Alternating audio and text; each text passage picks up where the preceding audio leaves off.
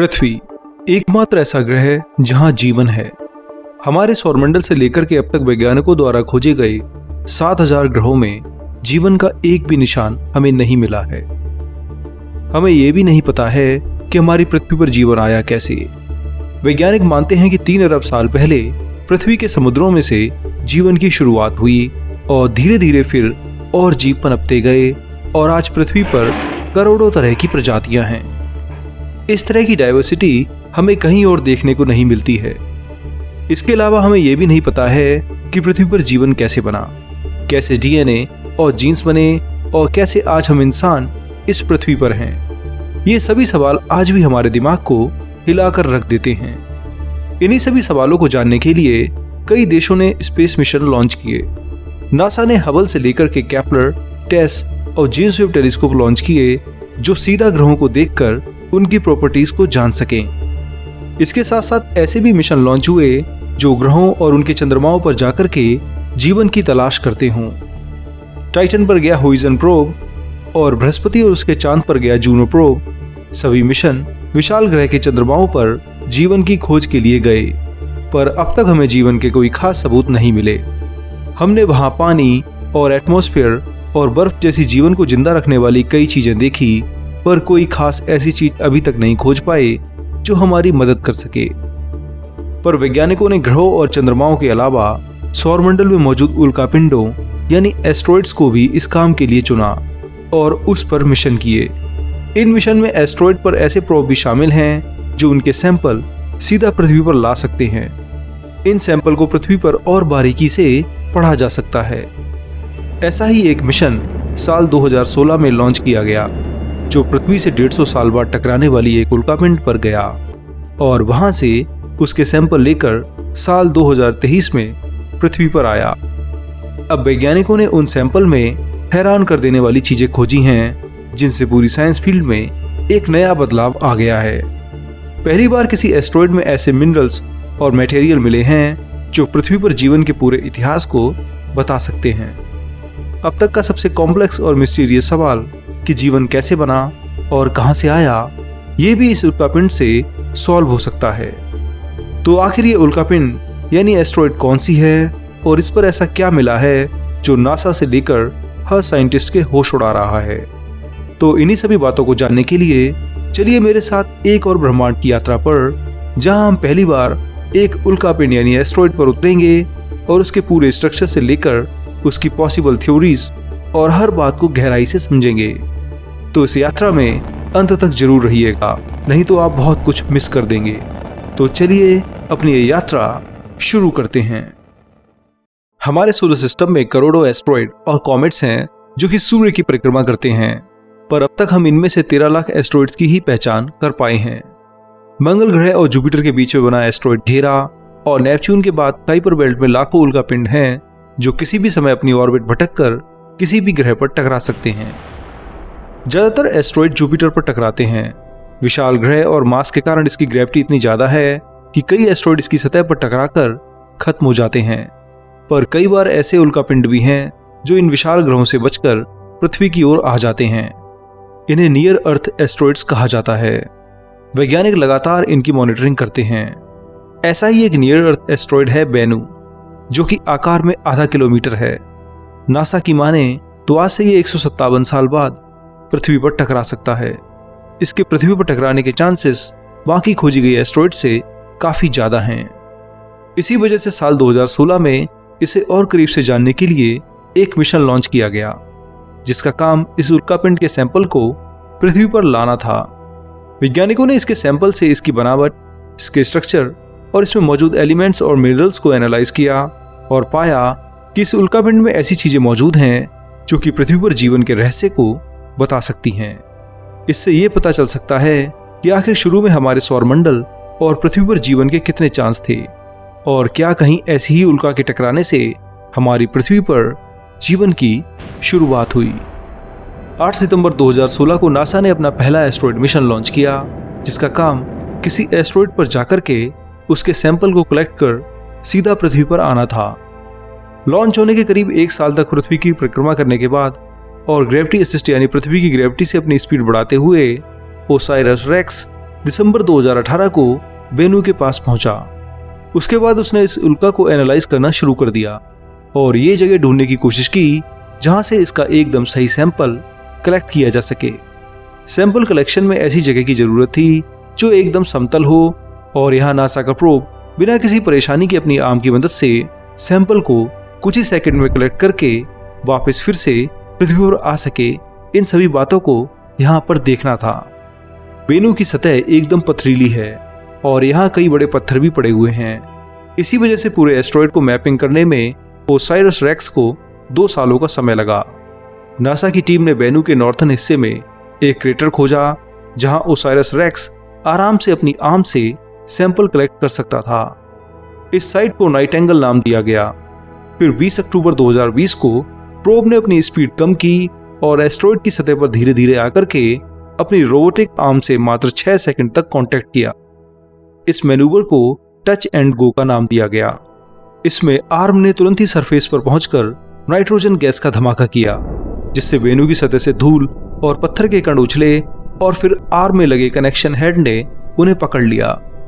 6 second के इस complex mission में नासा की सांसें थमी हुई थीं। अगर एक भी गलती होती तो पूरा मिशन ही फेल हो सकता था।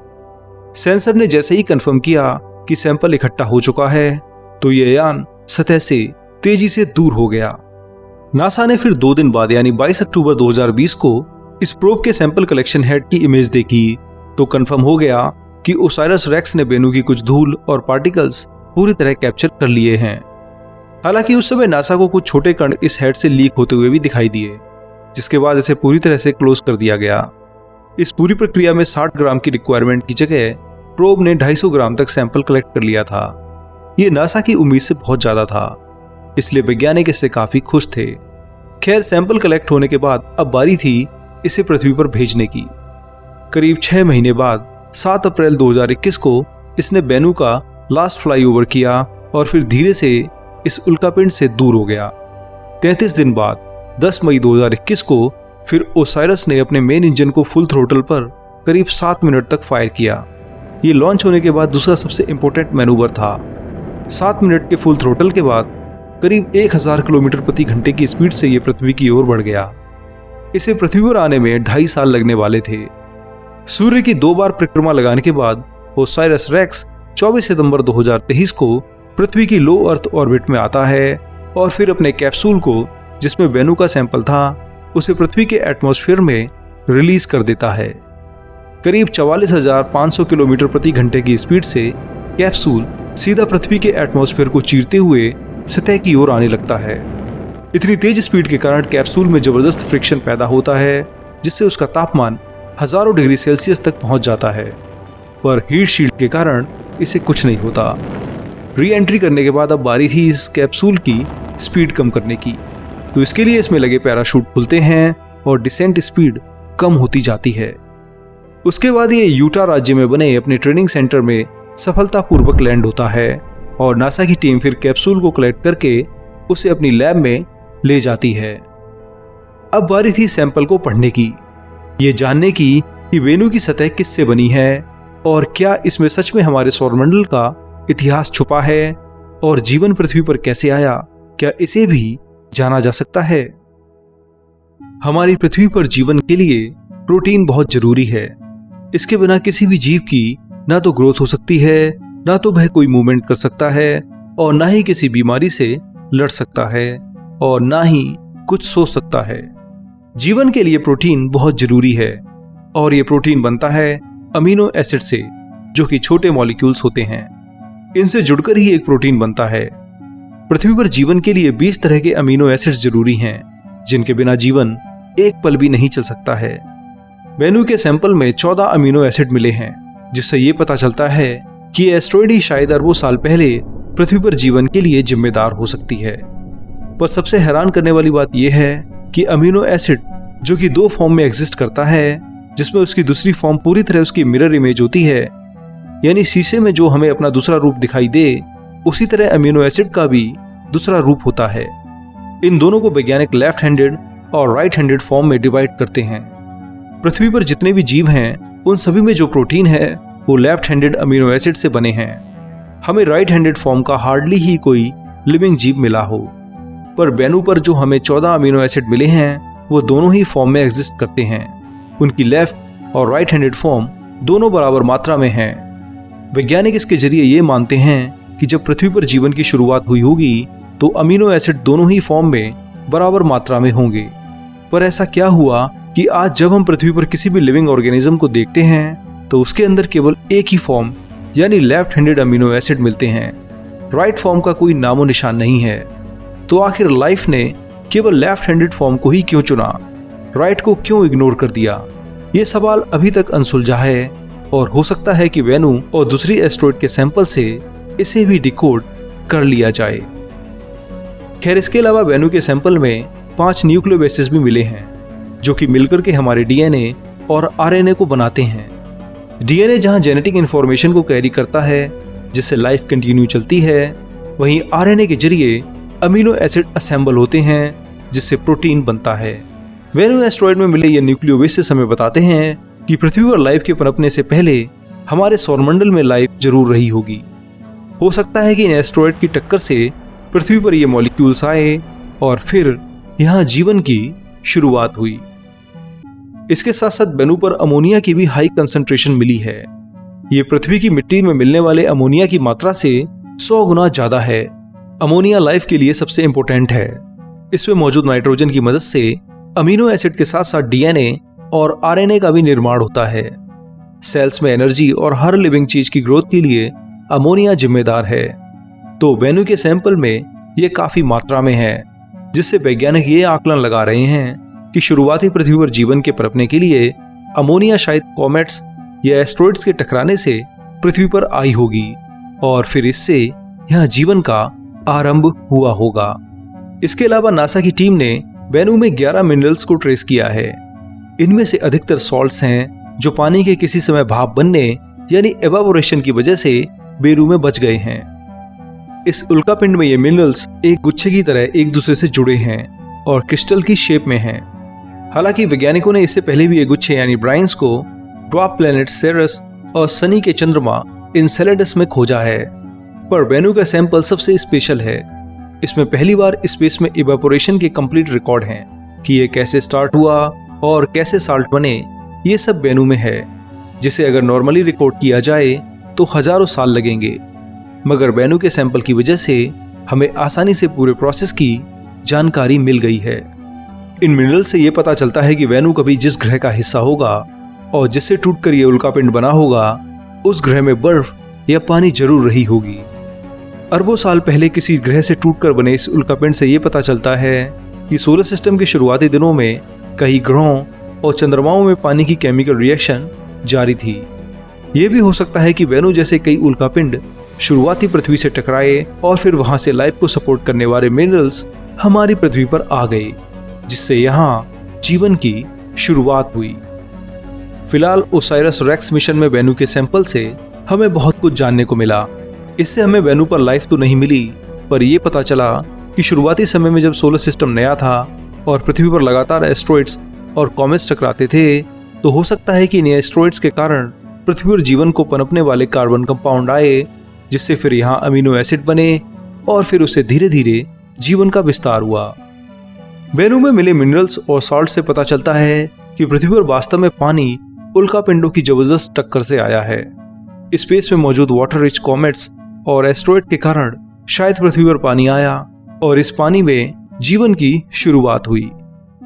नासा का ओसाइरस रेक्स मिशन अब तक का सबसे सक्सेसफुल मिशन है। इससे पहली बार डिटेल्ड रूप में एक एस्ट्रॉइड के सैंपल को पढ़कर उसके स्ट्रक्चर से लेकर उससे जीवन के बारे में जानने को बहुत कुछ मिला है। इसके अलावा इस मिशन से यह भी पता चला है कि वेनू जैसे एस्ट्रॉइड जो कि नियर अर्थ एस्ट्रॉइड हैं और इसके पृथ्वी से टकराने के चांसेस हैं, तो भविष्य में इनसे कैसे बचा जा सकता है। नासा ने हालांकि इसके लिए डार्ट मिशन पहले से ही डिजाइन किया है, जो कि एस्ट्रॉइड से टकराकर उसकी ऑर्बिट को बदल देता है, जिससे इन जैसे खतरनाक एस्ट्रॉइड से हम बच सकते हैं। डार्ट मिशन को नासा ने 2022 में सक्सेसफुली अचीव भी कर लिया, जिसके बारे में मैंने पहले ही वीडियो बनाया हुआ है। आप नीचे डिस्क्रिप्शन में दिए गए लिंक में जाकर उसे देख सकते हैं। फिलहाल ओसाइरस यान अभी भी अपने मिशन पर कायम है और इसने वेन्यू के बाद अब एक और नई एस्ट्रॉइड खोज ली है। एपोफिस नाम की नियर अर्थ एस्ट्रॉइड को एक्सप्लोर करने के लिए अब ओसाइरस को भेजा जाएगा। ये एस्ट्रॉइड 370 मीटर चौड़ी है और इसके पृथ्वी पर टकराने के 2.7% चांसेस हैं, तो ऐसे में इसे एक्सप्लोर करना बहुत जरूरी है। 4 साल बाद अप्रैल 2029 में यह उल्कापिंड पृथ्वी से मात्र 32,000 किलोमीटर की दूरी से गुजरेगी, जो कि हमारी जियोसेंट्रिक सैटेलाइट की दूरी से भी कम है। ऐसे में उस समय जब यह पृथ्वी के काफी पास होगी तब ओसाइरस इससे मिलेगा और फिर इसे एक्सप्लोर करने के लिए उसकी 18 महीनों तक परिक्रमा करेगा, जिससे नासा को लगे हाथ एक और एस्ट्रॉइड को करीब से देखने का मौका मिलेगा। हालांकि नासा इस पूरे मिशन को ओसाइरस एपेक्स नाम से हैंडल करेगा, जो इस प्रोब का दूसरा सबसे इंपॉर्टेंट मिशन होगा। इस मिशन से भविष्य में मानव सभ्यता को बहुत कुछ नई जानकारियां मिलेंगी, जिससे हम इन उल्कापिंडों से बचने से लेकर इन्हें माइन करने के साथ साथ दूर स्पेस मिशन में इनसे अपना खाना तक भी बना पाएंगे, जो कि कई अंतरिक्ष यात्रियों और इंटरस्टेलर मिशन में हमारी मदद करेगा। फिलहाल दोस्तों इस वीडियो में इतना ही। यह हमने नासा के एस्ट्रॉइड मिशन और वेन्यू के सैंपल की बात की है, जो हमें हिंट देता है कि पृथ्वी पर जीवन कैसे शुरू हुआ होगा और शुरुआती सोलर सिस्टम कैसा होगा। वेन्यू की मदद से हमने एक नया आयाम खोजा है और मुझे उम्मीद है कि इसकी वजह से आगे हमें लाइफ की मिस्ट्री से जुड़े कई सवालों के जवाब मिलते रहेंगे। खैर दोस्तों, आपको ये वीडियो कैसा लगा और किस बात ने सबसे ज्यादा हैरान किया, मुझे कमेंट करके जरूर बताएं। तो दोस्तों अब इस वीडियो को जमकर लाइक कीजिए और अपने दोस्तों में शेयर भी कीजिए। इसके साथ साथ सहमी चैनल को भी सब्सक्राइब कीजिए। अब मैं आप लोगों से मिलूंगा अगले हफ्ते एक और मजेदार वीडियो के साथ। तब तक के लिए नमस्कार, जय हिंद, आपका दोस्त शिवम।